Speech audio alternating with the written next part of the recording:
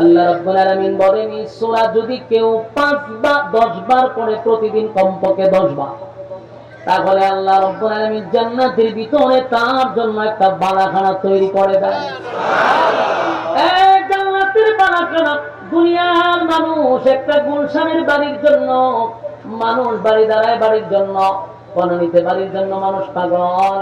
আর আল্লাহ বলেন জান্নাতে আমি তোর জন্য বাড়ি বানাবো, বিনিময়ে 10 বার সূরা ইখলাস পড়বি। আপনারা বলবেন হুজুর আমি যদি দৈনিক 100 বার পড়ি তাহলে কতগুলো বাড়ি? আমি মরার এক পর্যন্ত পড়লে এত বাড়ি আমি রাখবো কোথায়? ঠিক নেই। এই প্রশ্নগুলা করে মূলত আমাদেরকে নাস্তিকরা।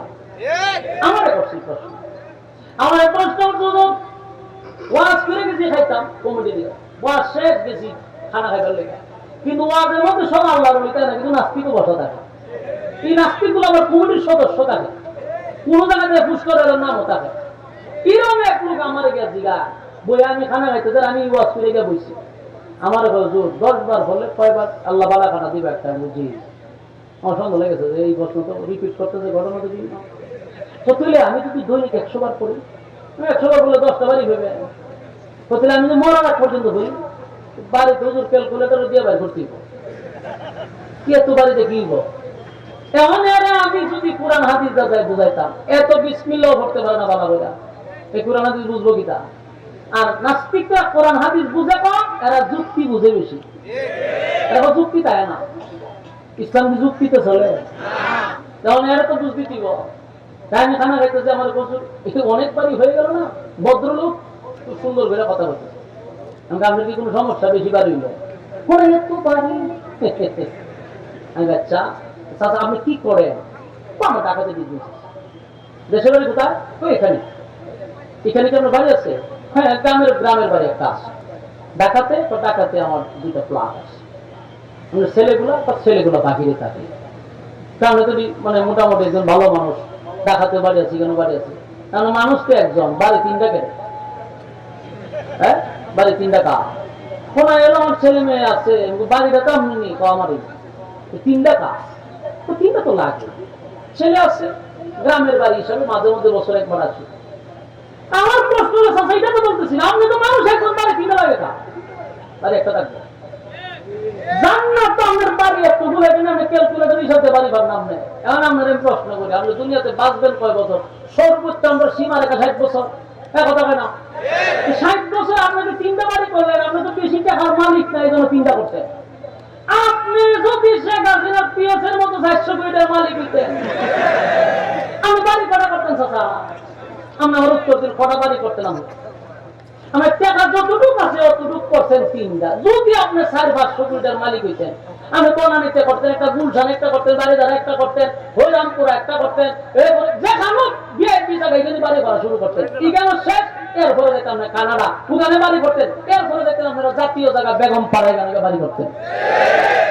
আমার প্রশ্ন হলো যারা 100 কোটি টাকার 1000 কোটি টাকার মালিক, এরা বাড়ি কি একটা 2টা? একটা টাকা নাকি ডান হাত থেকে 50টা 2টা বাড়ি। আমরা যে এসপি হারুন আঙ্কেলের বাড়ি ঘোরা জানেন? অভাব নাই আঙ্কেলের বাড়ি। হারুন আঙ্কেল বাড়ির অভাব না। তাহলে হারুন আঙ্কেল কত টাকার মালিক? যেই পরিমাণ মালিক ওই পরিমাণ ঘর। এর পরে তো দেশও করতেছে না, সুরারও তো জায়গা বাহিরে গিয়ে ঘর করে। এখন প্রশ্ন হলো যতটুকু টাকার মালিক ততটুকু বাড়ি করছেন, টাকা যদি বেশি থাকতো বেশি বাড়ি করতেন। প্রশ্ন হলো 60 বছরের জিন্দেগিতে আপনার 10টা 15টা বাড়ি যদি লাগে, আর জান্নাতে আপনার খালি শুরু হবে, এটার কোনো শেষ নেই। আমি কি কথা বুঝছেন? আমার 60 বছর সর্বোচ্চ সীমা রেখা। কারণ এখন আর 80 90তে হিসাব করে লাভ নাই। কারণ আগের মানুষ বেশি বাড়ছে, গুনাহ করছে কম, হায়াত বেশি বেশি। এখন আমরা গুনাহের করি পিএইচডি, হায়াত কম। তাই সর্বোচ্চ গড়ে গেলে 60। তো 60 বছরের হায়াতে আমরা বাড়ি করি 10টা 15টা, আর জান্নাতে ঢুকলে পরে আপনার খালি শুরুই বয়স, কিন্তু শেষ হইতো না। আপনার বয়স যদি হয় 32, কোনোদিন আপনার বয়স আর 33 হবে না। আপনি কোনোদিন বৃদ্ধ হবেন না, আপনার চামড়া বিল হবে না, যৌবন কমবে না। তাহলে আপনার খালি বয়সের শুরুই হবে, তাহলে আপনার তো শেষ নাই। তাহলে হায়াতের কোনো সীমা রেখা নাই। বাড়ি কয়টা দরকার? গেল একটা। দুনিয়াতে বিয়া হলে 60 করবেন, আর আখান তুফান করে বউ আরো বাড়ালেন 8টা। আমি ধরে নিলাম এখানে বাংলাদেশ চলতেছে। হ্যাঁ, হয়ে গেল, 10টা বাবার 10টা বাড়ি। আর জান্নাতে আমরা সর্বনিম্ন বউ দিব 72টা। আর নাম্বার ভাইয়া ফার্স্ট যদি বেশি করেন তাহলে বউয়ের কোনো হিসাব নাই, তাহলে প্রতি বউ বাড়ি ভাড়া লাগে। হ্যাঁ, মাথা ভাত বলা পরে মুরব্বীরে বইয়া খামুকিতে আমি খালি রেডি বুঝাইতেছি বিয়া করা করছেন একটাই ভিতর 3টা বাড়ি। তুই যদি বিয়া করেছ 100টা, তোর বউ যদি 100টা থাকে তুই বাড়ি ভাড়া করবি। সব মিলে একজন কইছে আমি যখন 10 বার না তখন ডেইলি 100 বার ভরবেন। সূরা 1 লাখ কতবার ভরবেন? 100 বার। মুরব্বী 100 বার ভরবে। এরপরে ক্যালকুলেটর টিপ দিতে দেখেন বাড়ি ভাড়া দেবে। এরপর আপনার আরো বাড়ি দরকার। আর দুনিয়াতে আমার গ্রামের বাড়িতে ছোট্ট একটা জায়গাতে আমার বাড়ি। আর আল্লাহ আমি এক একটা মানুষকে জান্নাতে রাজত্ব দিব পৃথিবীর 10টা পৃথিবীর সমান। তোর বাড়ি তো হাজার হাজার কোটি কোটি বাড়ি দরকার, তোর কে হায়াত শেষ হইব না? এইগুলা নাস্তিকরা প্রশ্ন করে। নাস্তিকরা আরেকটা প্রশ্ন শুনে শেষ করে দিয়েছি প্রশ্নটা কইয়া। নাস্তিক যে প্রশ্ন করো যে আপনারা বলছেন কবরে হবে আযাব, কবরে সাপে কামড়াইব, কবরে মারবো। কত খবর বাংলা দেখি, জীবনে দেখলাম না কোনোদিন সাপ কোনোদিন আগুন। কি প্রশ্ন করেনি? প্রশ্ন করে আমরা তো গুরুস্থানে যাই, গিয়া দিই কবর ভাঙ্গা, কিন্তু কবরের ভিতরে কোন আগুনও দেখলাম না, মাইরও দেখলাম না, সাপও দেখলাম না। ওয়াজিনি খানতো বুঝতে পারছি শয়তানের সারা দিলকি। হ্যাঁ, তো শয়তানের সারা দিলকে বুঝতে পারছে। এর উত্তর কিন্তু কোরআন হাদিস দিলে হবে না। এতে এইভাবে প্রশ্ন করতে উত্তর দিবে বলছো না।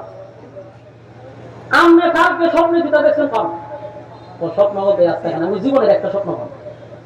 তো আমি স্বপ্ন একবার দেখছি যে এক জায়গায় আমি আমার পরিবার নিয়ে ঘুরাইতে গেছি, সেখানে খুব একটা সুন্দর জায়গা, আমরা কিছুদিন থাকছি।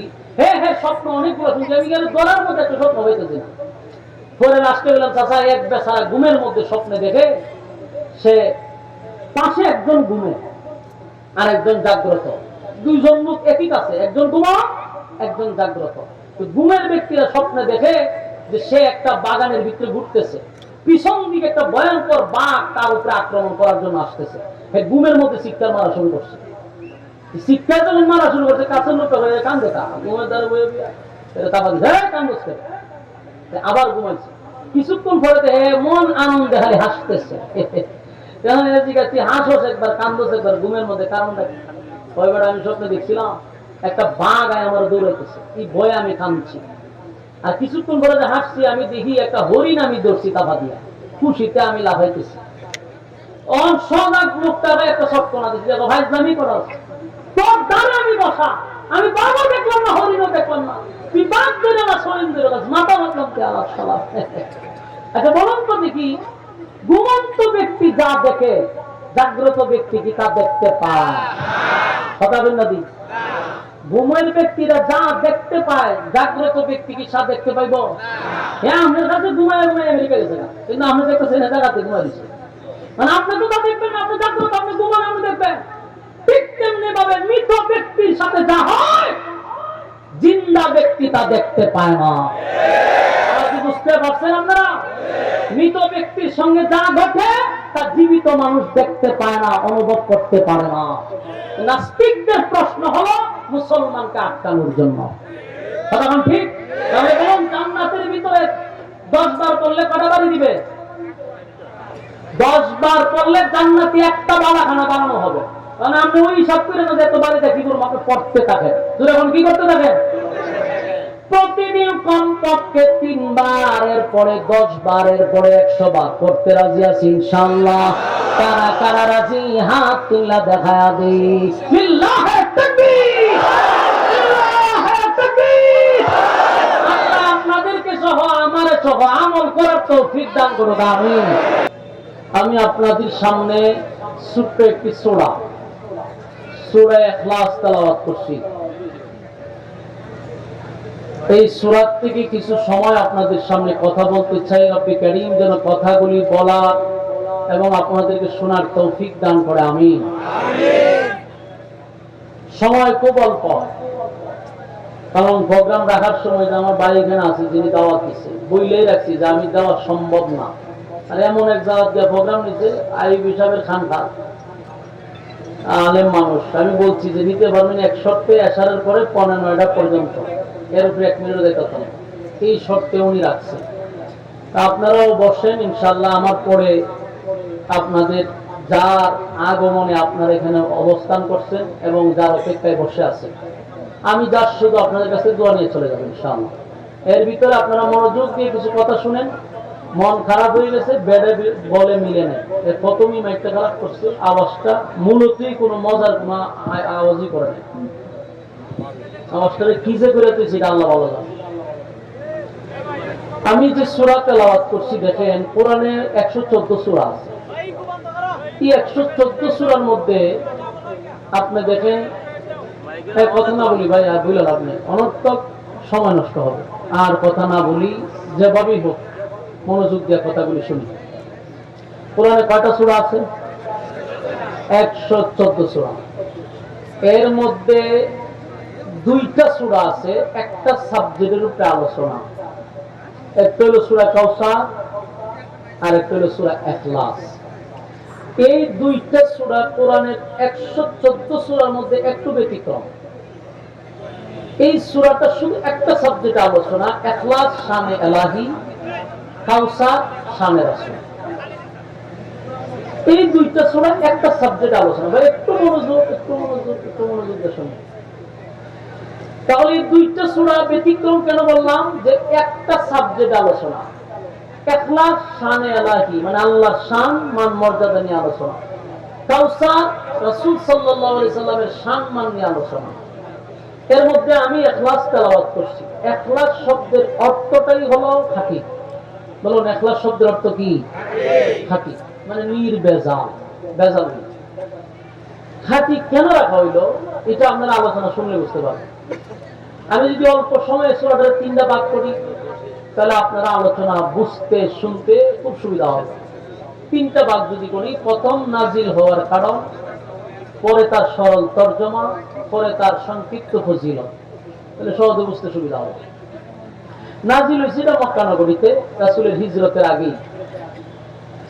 কিছু খ্রিস্টান, কিছু ইহুদি, কিছু মূর্তি পূজারী, এই দ্বিত্ববাদী, তৃতীয়বাদী, বহুবাদী, এই 3 দল একত্রিত হয়ে রাসূল আরবী সাল্লাল্লাহু আলাইহি সাল্লামের কাছে গেছে, গিয়া প্রশ্ন করছে যে আপনি যে একত্ববাদী খোদার দাওয়াত দেন, কোন আল্লাহর দাওয়াত দেন? আপনার জন্মের আগের থেকে আমরা আল্লাহকে আল্লাহ বলে দাওয়াত দেই, তা আপনি আবার কোন আল্লাহর দাওয়াত দেন? প্রশ্ন কারে কে করে? ইহুদিরা, খ্রিস্টানরা, মূর্তি পূজারীরা। প্রশ্ন কারে করে? আমরা গাজীপুরের মানুষ, ময়মনসিংহের লোক আছেন কেন? থাকলে এরা বাদে, বাকি যারা ময়মনসিংহ ছাড়া এরা আওয়াজ দিবেন, কারণ ময়মনসিংহের আগের থেকে সমস্যার আওয়াজ দেয় না। আর বেশি করে বলুন আপনি কন, আমি এর ব্যাপারে সাথে উঠা বসা হয়তো আমি বুঝি, এরা জীবন আওয়াজ দিত না। কেতকুতানে দিলে 3 দিন পরে এরা হাসি দেয়। বাকি যারা ডাকে আর থাকেন, আল্লাহর রাস্তে একটু হ্যাঁ না ঠিক বেটি বলবেন নি, অন্তত পক্ষে আপনারা পিক আপ দেন। অন্তত আপনারাও তো আওয়াজ দেন, তো আমার আওয়াজ বাড়িব। মাইকে আওয়াজ দোকান না তো, আপনারা তো আওয়াজ দিতেই বল, তাহলে আমার আওয়াজ বাড়িব। মাশাআল্লাহ মাশাআল্লাহ। এই সূরার নাযিল হলো কেন এটা আমরা আগে শুনি। 3 দল গেছে কার কাছে? রাসূল আরবী সাল্লাল্লাহু আলাইহি সাল্লাম গিয়া বলতেছে আপনি যে খোদার দাওয়াত দেন উনি আবার কোন রব, যারে আপনার জন্মের আগে আল্লাহ বলে ডাকি, আপনি আবার কার দাওয়াত দেন? 3 দল মিলে রাসূলের প্রশ্ন করতেছে। রাসূল সাল্লাল্লাহু আলাইহি সাল্লাম শুধু তাদের কথাগুলি শুনতেছিল। এর মধ্যে তারা প্রশ্ন করছে আপনার আল্লাহ ডিটেইলস পরিচয় আমরা দেন, এবং আল্লাহ কতজন আছে আপনার, আপনার আল্লাহর সাথী সঙ্গী কতজন, বাহিনী কতজন, যোদ্ধা কতজন, এটি আগে আমরা বলেন, দেখি আমরা আপনার আল্লাহর সাথে ভালো যাই কিনা। নাউযুবিল্লাহ। খুব খেয়াল করবেন, 3 দলে মিলে প্রশ্ন করতেছে। প্রথম দল বলতেছে যে আপনি যে আল্লাহর দাওয়াত দেন এই আল্লাহর সংখ্যা কতজন, আমরা থেকে কম না বেশি? এরপরে প্রশ্ন করলো আপনার আল্লাহর কাজ কি, উনি কি করে খায়, কেমনে চলে, এগুলো বলেন। 3 নাম্বার হলো আপনার আল্লাহ বিয়া শাদী করছেনি, বাচ্চা কাচ্চা আসেনি, ছেলে মেয়ে কতজন, এটা বলেন। 4 নাম্বার হলো আপনার আল্লাহর শক্তি কি পরিমাণ, সেটা বলেন। বলুন কে কারে প্রশ্ন করে? বেঈমানরা রাসূলকে প্রশ্ন করতেছে। তিন দল, ইহুদি, খ্রিস্টান, মূর্তি পূজা। রাসূল সাল্লাল্লাহু আলাইহি ওয়াসাল্লাম তো নিজের থেকে কিছু বলে না। বলুন নিজের থেকে কোনো কথা বলে? তো বসে রয়েছে এরা বিতর্কিত প্রশ্নে আল্লাহ তখন তাদের দাঁত ভাঙা জবাব দেওয়ার জন্য এই ঘটনারে কেন্দ্র কইরা আল্লাহ তখন আমার তেলাওয়াতকৃত কমপ্লিট সূরা সূরা ইখলাস আল্লাহ নাযিল করে। কি কারণে নাযিল হয়েছে? কারণ বুঝছেন নাযিল হওয়ার কারণ কেন নাযিল হয়েছে? এর বিতর্কিত প্রশ্নের কারণে আল্লাহ সূরা ইখলাস নাযিল করেছে। এবং এই ইখলাস সূরাটার নামই হলো খাঁটি। খাঁটি কেন? প্রথম আলোচনার শুরুতে বোঝার চেষ্টা করি নাযিল করে আল্লাহ কি বলে। আল্লাহ প্রথমেই বলে কুল হুয়াল্লাহু আহাদ।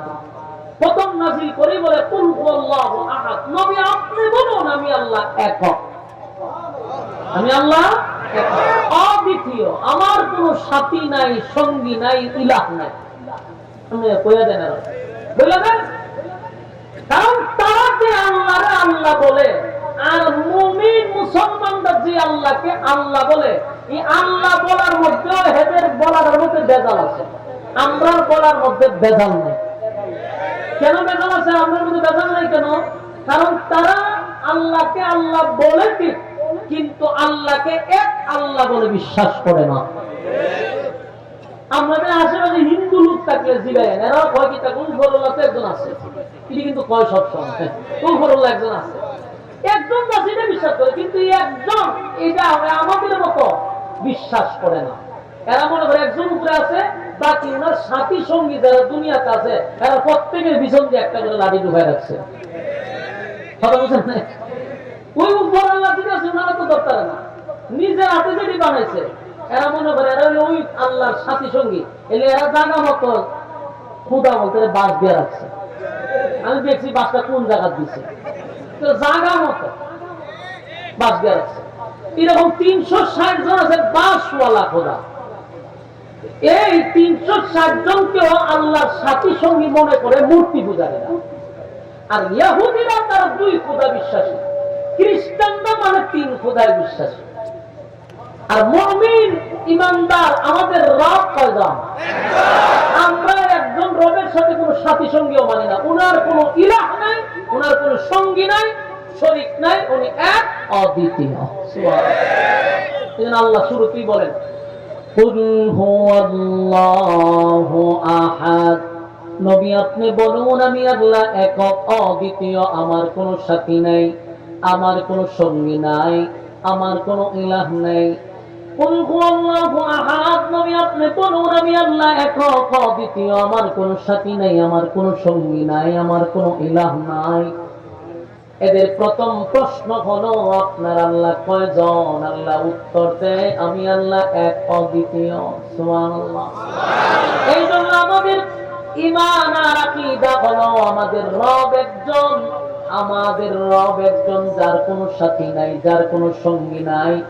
ইহুদিরা উপর একজন আল্লাহ আছে সেটা বিশ্বাস করে, খ্রিস্টানরাও বিশ্বাস করে, কিন্তু তাদের বিশ্বাসের মধ্যে হলো মরিয়ম আলাইহিস সালাতু ওয়াস সালামকে তারা আল্লাহর বউ মনে করে, নাউজুবিল্লাহ, এবং ঈসা পয়গম্বরকে আল্লাহর ছেলে মনে করে।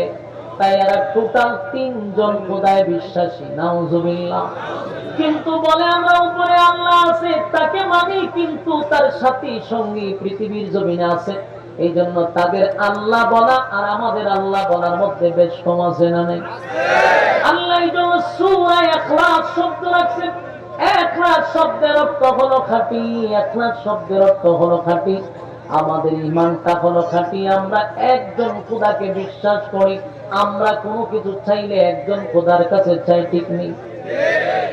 ওই মূর্তি পূজারীদের মধ্যে দেখবেন বিভিন্ন খোদায় ভাগ ভাগ করা, তারা ধন সম্পদ চায় একজনের কাছে, তারপরে মঙ্গল চায় আরেকজনের কাছে, ভাগ ভাগ করা আছে। এদের আছে কালী মা, সরস্বতী মা, আইজন মা, কত মা আছে দেখবেন, এক একটা ভাগ ভাগ করা আছে। এই কাজের জন্য এই মার কাছে চায়, ওই কাজের জন্য ওই মার কাছে চায়। কথা মনে আছে না? এরা কিন্তু বিভিন্ন ভাগ আছে। দেখ না ফল ফসল হইলে কয় যে আমাদের দেবী মা আসার কারণে আমাদের খেতে ফসল হয়েছে, তাই না? তার মানে এরা বাদ বাদ করছে। উপর একজন আছে, এটা তারা মুখে বিশ্বাস করলেও তাদের অন্তরে হলো যে এক একজন এক এক দায়িত্বে আছে। আর ইমানদারের একমাত্র ইমান হলো আমার আল্লাহর কোন সাথী নাই, আমার আল্লাহর কোন সঙ্গী না। আল্লাহুস সামাদ। দুই নাম্বার প্রশ্ন হলো আপনার আল্লাহ করে থাকি, আমার আল্লাহ বলেন আল্লাহুস সামাদ, আমি ও মুকাফিরকে আমি কারো উপর ডিপেন্ড করি না, আমি কারো উপর নির্ভর করি না, আমি আল্লাহ কারো উপর নির্ভর করি না, এটা জানায়া দেয়। আল্লাহ বলেন আল্লাহুস সামাদ, আল্লাহ তো জানায়া দিল। এরপরে তারা প্রশ্ন করে আপনার আল্লাহর ছেলে মেয়ে কয়জন, আপনার আল্লাহ কি বিয়ে শাদী করছে গো?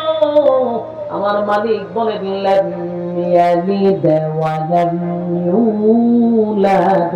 আল্লাহ বলেন আমি কারো কাছ থেকে জন্ম নেই নাই, কাউকে জন্ম দেই নাই।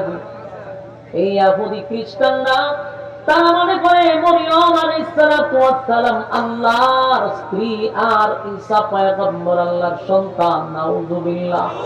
রব্বে কারীম স্পষ্ট জানায় দিলেন ইয়ালিদ ওয়া লাম ইউলাদ, আমি আল্লাহ কারো কাছ থেকে জন্ম নেই নাই, কাউকে জন্ম দেই নাই। এই যুবক ভাইরা, আল্লাহ কারো কাছ থেকে জন্ম নেয় নাই, আল্লাহ কাউরে জন্ম দেয় নাই। বেঈমানদের প্রশ্ন ছিল 3 নাম্বার, এটার উত্তর পাওয়া গেছে। 4 নাম্বার প্রশ্ন হলো আপনার মালিকের ক্ষমতা কতটুকু আমরা জানতে চাই। আমাদের খোদার তো অভাব নাই, আপনার খোদা কি আমাদের সঙ্গে পারবে? আমাদের সঙ্গে কি যুদ্ধ লাগিয়ে পারবো? নাউযুবিল্লাহ। এই কথা তো ফেরাউন বলছে, এই কথা নমরুদেও বলছে, ইব্রাহিম খলিলুল্লাহর সঙ্গে একই বক্তব্য নমরুদেও দিছে। নমরুদকে আল্লাহ বানাইছিল দেশের বাদশা, ছোটখাটো একটা দেশের বাদশা নয় গো, পৃথিবীতে 4 জন ছিল বাদশা যারা গোটা পৃথিবী রাজত্ব করছে। এমন 4 জন বাদশাকে আল্লাহ দুনিয়ার জমিনে পাঠাইছে। 2 জন মুমিন, 2 জন বেঈমান। এর মধ্যে একজন হলো বেঈমানের মধ্যে একজন হলো নমরুদ। এই নমরুদ আল্লাহ গোটা পৃথিবীর রাজত্ব দিছে, গোটা পৃথিবীর রাজত্ব দিছে। এত বড় রাজত্ব পাইয়া, এত বড় রাজত্ব পাওয়ার পরে, এত বড় রাজত্ব পাওয়ার পরে নমরুদ আল্লাহর শুকরিয়া আদায় করলো না, বরং উল্টা আল্লাহর সঙ্গে যুদ্ধ করার জন্য প্রস্তুতি নিছে। তার মানে ক্ষমতায় মানুষকে ঘুরাইয়া দেয়, কথা বলো না? মানুষ যখন ক্ষমতা পায় তখন মানুষের মন মানসিকতা পরিবর্তন হয়ে যায়। নমরুদ পাইছে ক্ষমতা, কিন্তু নিজের খোদাই বানাইছে। ফেরাউনকে দিল ক্ষমতা, ফেরাউন নিজের খোদা বানাইছে। এরা ছিল পৃথিবীর সবচেয়ে বড় জালেম। আল্লাহ বলেন শোন, পৃথিবীতে যত জালেম ছিল, যত জালেম ছিল, আমি আল্লাহ তাদের ইতিহাস আমার কোরআনে তুলে ধরছি। কেন জানো? পরবর্তীতে নেক্সট জেনারেশন যেন তোমরা এখান থেকে শিক্ষা গ্রহণ করতে পারো। এরপরও যদি শিক্ষা গ্রহণ না করো তাহলে ফেরাউনকে যেমন সুবায়া মারছি, নমরুদরে যেমন জুতা দা ফিরায়া মারছি, শিক্ষা গ্রহণ না করলে জুতার বাড়ি কিয়ামত পর্যন্ত চলতেই থাকবে। কথা হয় না? ফেরাউনকে জুতা দা মেরেছে না, সুবায়া মারছে, আর নমরুদরে জুতা দা ফিরাইছে। এখনো যারা শিক্ষা গ্রহণ করবা না, তাদের মতো জুলুম করবা, তাদের মতো মানুষের অধিকার নষ্ট করবা, তাদের মতো মানুষকে তোমরা কারণে অকারণে নির্যাতন করবা, মানুষের হক নষ্ট করবা, ক্ষমতার অপব্যবহার করবা, আল্লাহ কয় জুতা কিন্তু রেডি রাখছি। সম্মানের মালিক কে? আল্লাহ। ইজ্জত দেওয়ালা কে? আল্লাহ বলেন ইজ্জতের মালিক আমি, বেইজ্জতিও কিন্তু আমি করি গো। ইজ্জত দিয়া যখন মালিক আমাদের চেয়ারে বসাইল, শুকরিয়া আদায় করা দরকার। আল্লাহ চেয়ার আমি বসতে পারছি, চেয়ারে বৈশা যদি আমি ক্ষমতা দেখাইয়া ক্ষমতার অপব্যবহার করি, আল্লাহ গয় বেইজ্জতিটাও কিন্তু আমার হাতে। ইতিমধ্যে আপনারা দেখছেন, আল্লাহ দেখায়নি। মালিক কিন্তু দেখায় যুগে যুগে আমাদেরকে বারবার বলছে, শোন তোরা শিক্ষা গ্রহণ কর। এমনকি জালেমের ব্যাপার আল্লাহ কসম করছে 4টা। জোরে কোন কয়টা?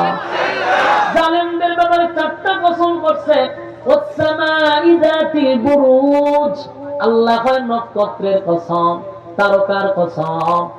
আল্লাহ বলেন দুর্গ বিশিষ্ট আকাশের কসম, ওই যে আমরা দেখি আকাশ, এই আকাশের কসম, তারকার কসম করছে আল্লাহ। ওয়াসসামাই যাতিল বুরুজ ওয়াল ইয়াউমিল মাউউদ, পরকালের কসম, যেদিন আল্লাহ বিচারক হবে সেই দিনের কসম, যেদিন আমাদের আমলনামা আমাদেরকে দেখানো হবে সেই দিনের কসম, যেই দিন বদলা নেওয়া হবে সেই দিনের কসম। ওয়াল ইয়াউমিল মাউউদ, এরপর আল্লাহ বলেন ওয়াশাহিদিন ওয়া মাশহুদ। এই আয়াতে 2টা কসম, প্রথম 2 আয়াতে 2 কসম, এই আয়াতে 2টা কসম। ওয়াশাহিদিন ওয়া মাশহুদ, 2টা কসম।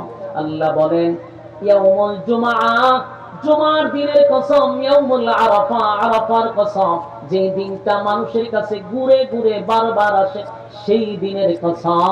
তাহলে রব্বি কারীম 4টা কসম করলো। কেন 4টা কসম করলো?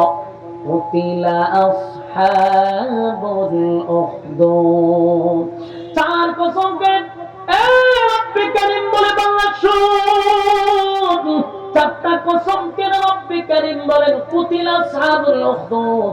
4টা কসম করে আল্লাহ বলেন, আমি আল্লাহ বলছি গর্ত খননকারীর উপরে আমি আল্লাহর অভিশাপ। গর্ত খননকারী মানে হলো জালেমদের প্রতি আমি আল্লাহর অভিশাপ। বলুন জালেমদের প্রতি অভিশাপটা আল্লাহ জোরে। পৃথিবীতে কোন জালেম জালেমের শাসন করে কেউ টিকে থাকতে পারে নাই। আল্লাহ তাদেরকে যুগে যুগে ধ্বংস করে দিছে, যুগে যুগে তাদেরকে অত্যাচার যারা করছে আল্লাহ যুগে যুগে চরম পর্যায়ের বেইজ্জতি করছে। ফেরাউনকে আল্লাহ চরম পর্যায়ের বেইজ্জতি করছে, নমরুদরে জুতাদা বাইরেছে, সাজ্জাদরে সাইজ করছে, সবাই আল্লাহ সাইজ করে বলছে এখান থেকে তোমরা শিক্ষা গ্রহণ করো। যদি শিক্ষা গ্রহণ না করো তাদের যেই পরিণতি তোমাদেরও সেই পরিণতি।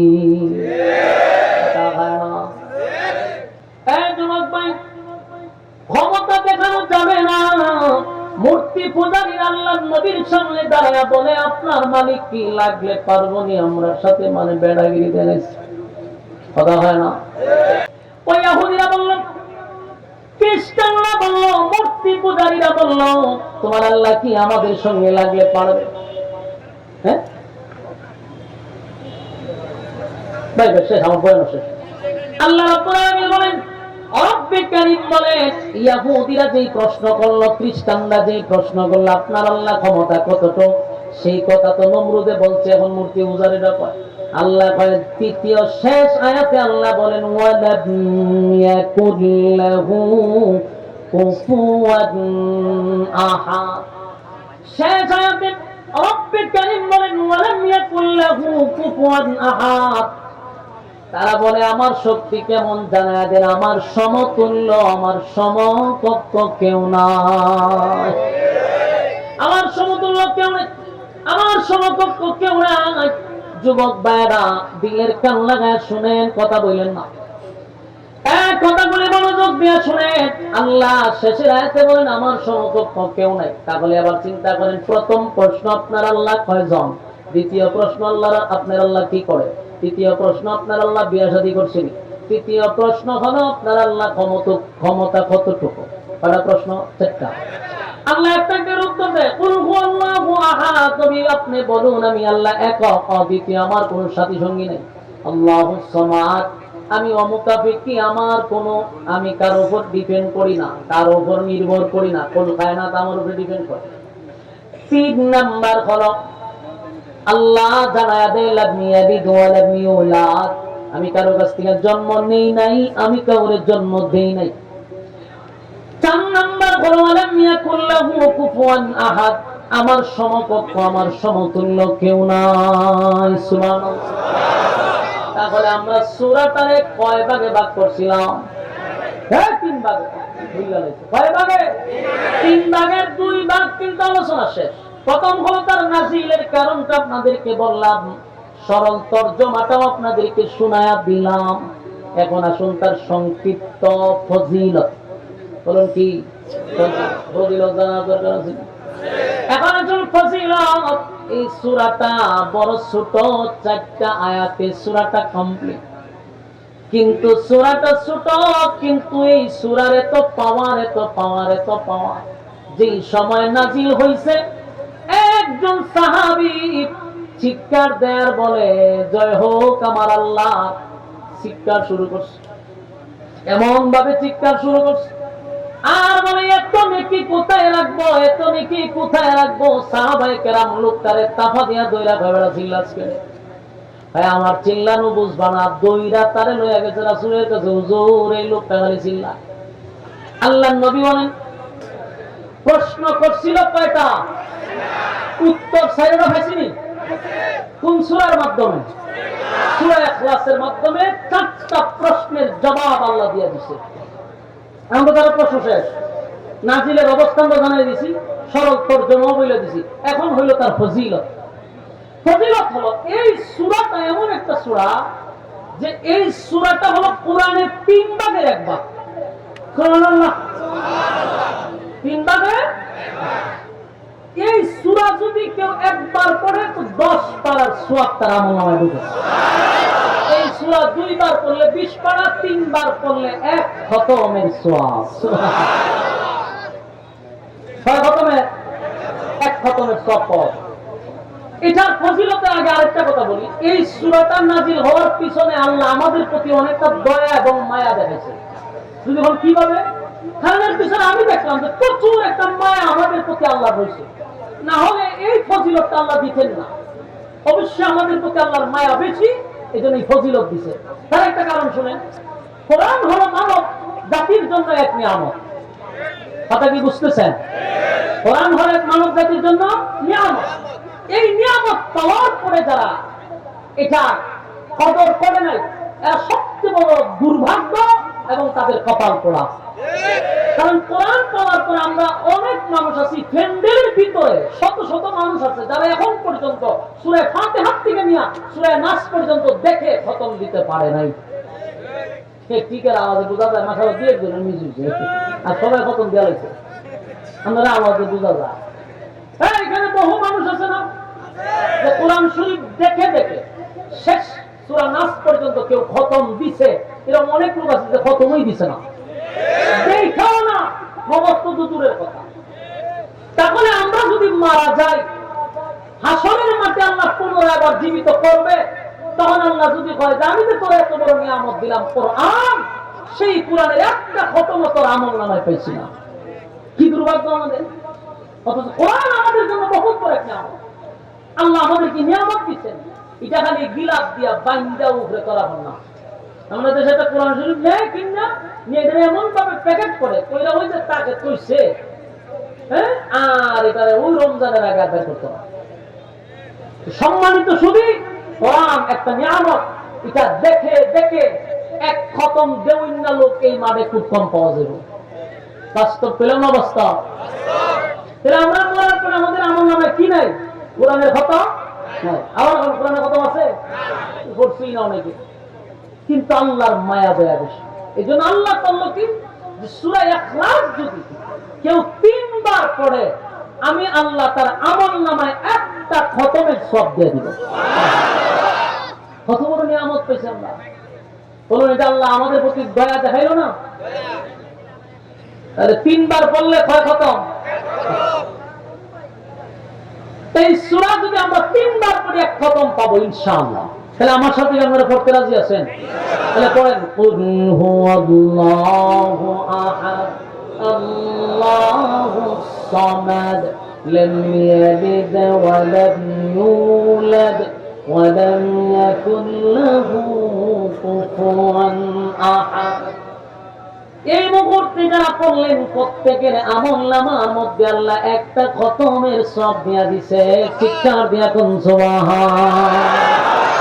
2 নম্বরে পড়েন, কুল হুয়াল্লাহু আহাদ আল্লাহুস সামাদ লাম ইয়ালিদ ওয়া লাম يولد ولم يكن له كفوا أحد এই মুহূর্তে যারা পড়লেন প্রত্যেকের আমলনামায় 20 পারার সব ঢুকে গেছে সুবহানাল্লাহ করুন কুল হুয়াল্লাহু আহাদ আল্লাহুস সামাদ লাম ইয়ালিদ ওয়া লাম ইউলাদ ওয়া লাম ইয়াকুল লাহু কুফুয়ান আহাদ এই মুহূর্তে যারা আমার সঙ্গে পড়লেন আল্লাহর কসম এই মুহূর্তে আমার সঙ্গে যারা পড়ছে প্রত্যেকের আমলনামায় একটা খতমের সওয়াব আল্লাহ লিখে দিয়েছে আমার জবান আমি চ্যালেঞ্জের সাথে বলতে পারি সচরাচর বাংলাদেশে মাহফিল হয় রে কোন মাহফিলের মুসল্লিরা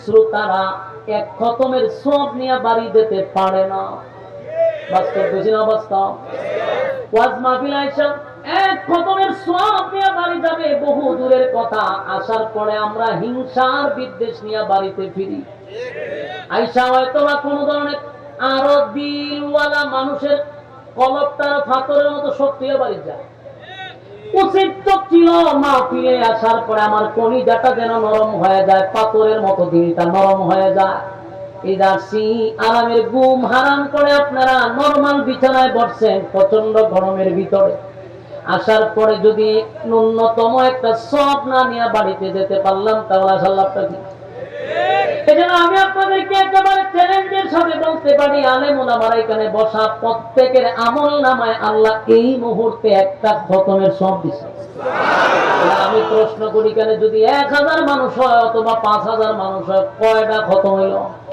5000 খতম 5000 মানুষ হলে 5000 খতম চিন্তা করছেন আপনি আমি কি একবার ভাবছেন 5000 খতমের সওয়াব এই মাঠে যদি থাকে তাহলে মাহফিলটা যারা করাইছে শ্রমিকরা এরা তো জীবন সার্থক আর সুন্দর সব এক খতমের সওয়াব লেবারি দিতেছে মাহফিল করে সাকসেস আপনারা পয়সা সাকসেস আর আপনারা তো সবাই আমার সাথে পয়লা সব পেয়ে থাকেন তাহলে আমিও এর একটা অংশীদার আছি লাভ না লস তাহলে এক নাম্বার হলো আজকে মাহফিল আসার পরে একটা খতমের সওয়াব নিয়ে বাড়িতে গেলাম এবার শুনি সূরা এখানে শেষ নয় সূরার আরো ফজিলত আছে না নাই